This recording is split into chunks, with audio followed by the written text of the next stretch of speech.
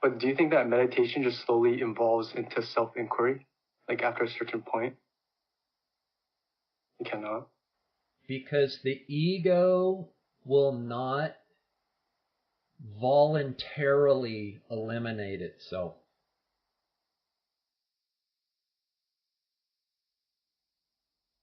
Meditation is when you're turning your attention onto an object. Okay? And an object is anything that is known with your mind, your body, and your senses. Okay, so any thoughts, any memories, any ideas, any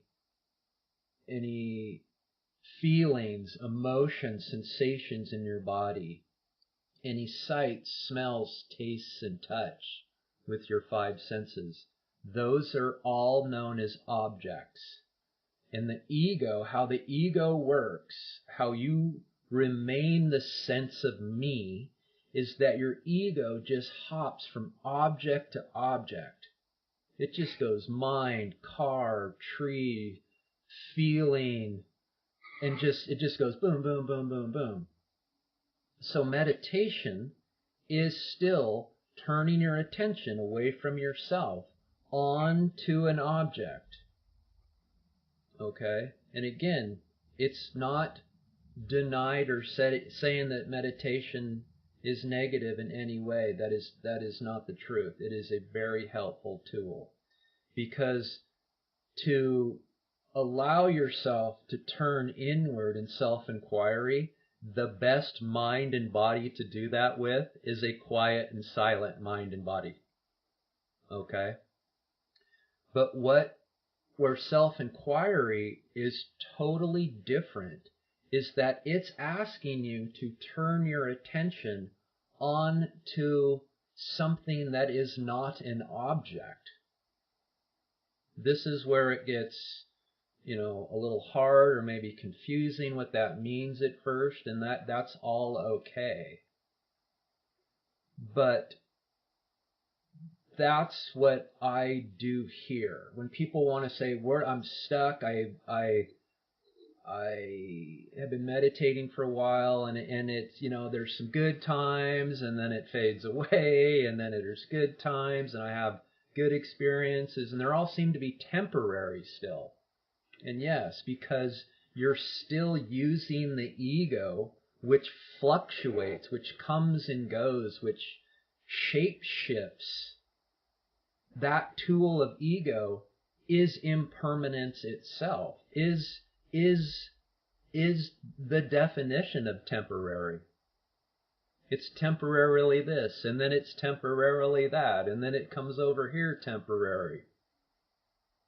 So what makes self-enquiry different is that this, yourself, your being, that which exists as you, is permanent.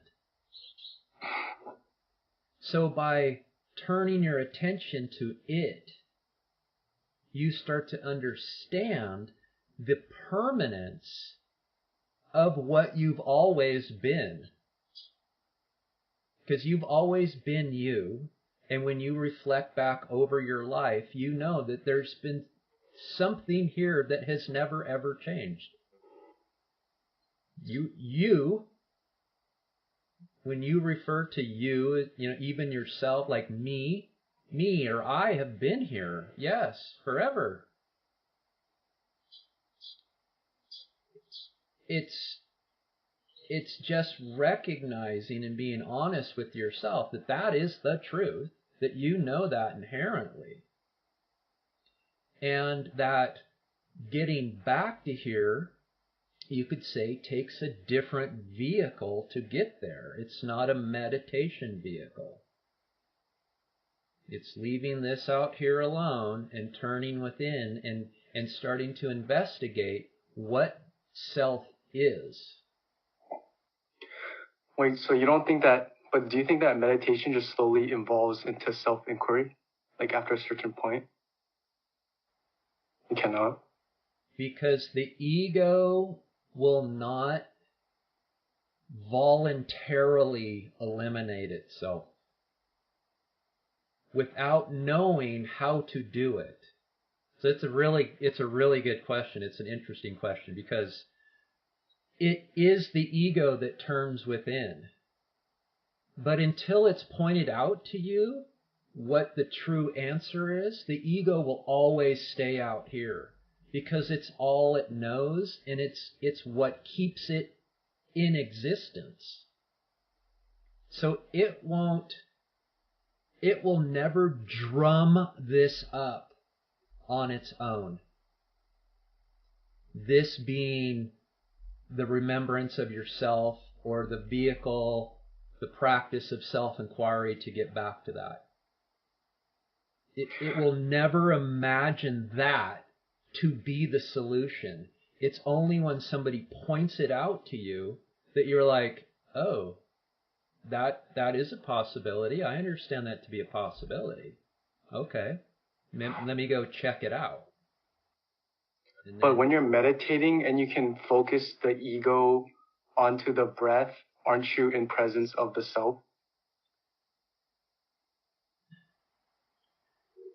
You are permanently experiencing yourself.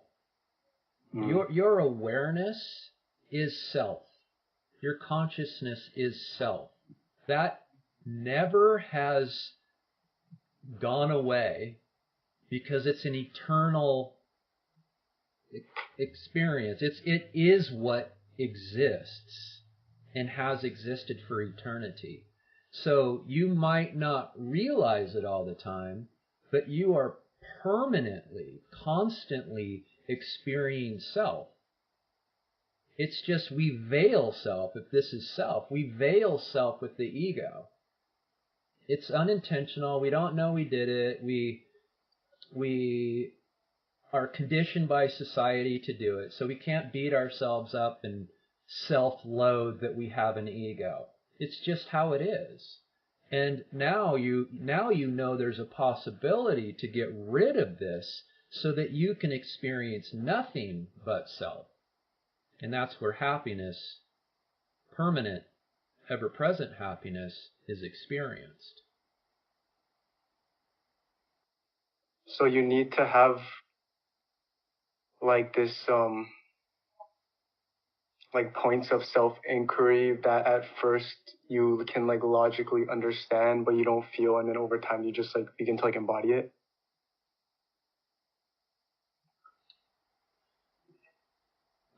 When ego turns itself around and abides in its source of itself, which is yourself, because remember, everything rises out of self, right? The whole big notion that everything arises out of nothing, right? That's kind of like the big picture of all of this. This is what the quantum physicists have discovered.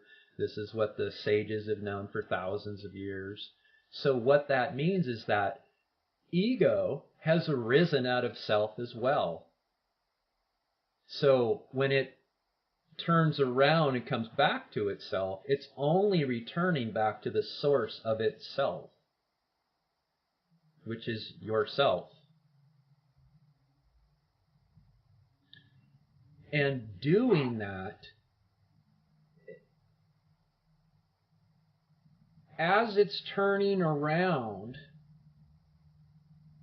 by asking it questions, and we can go over that here in a moment, but as it's turning itself around and coming home to itself, you're following that turning with your attention. Okay, because we only acknowledge or experience what our attention is on. So you could say that ego is a focusing of attention on all of these objects out here in this world. And self-realization is when you get that attention to turn back and realize that it's itself it's after. So you're like facilitating the ego to return to itself, and then you're just watching it do that. Perfect.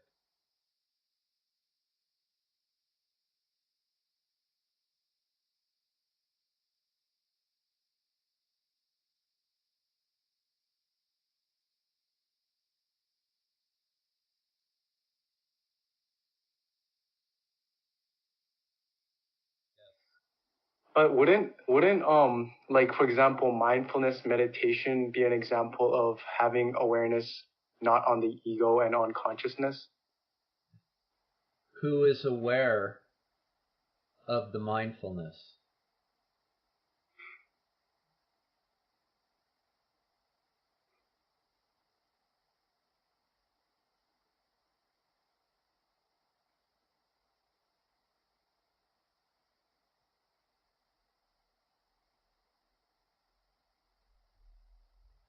What is aware that you're focusing on your mind to manipulate your mind? Oh, the ego? Only awareness. You're aware that you're manipulating your mind. Your mind is an object, and you're trying to calm that object in some way. Yeah. Manipulate your mind in some way to benefit your experience. So you awareness are aware of your mind games. Oh, okay. And then the difference between self-inquiry is like so like with meditation is like a separation, or like you're like being able to like observe it like separately almost, even though it's the same. But like with self-inquiry, you're somehow like bringing it back.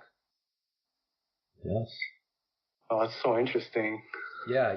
So if this is self and your mind's out here, you turn your attention onto your mind. And self-enquiry is none other than turning that attention back onto its source of self. So you're doing, in a way, the same thing as mindfulness. It's just you're not attending to an object.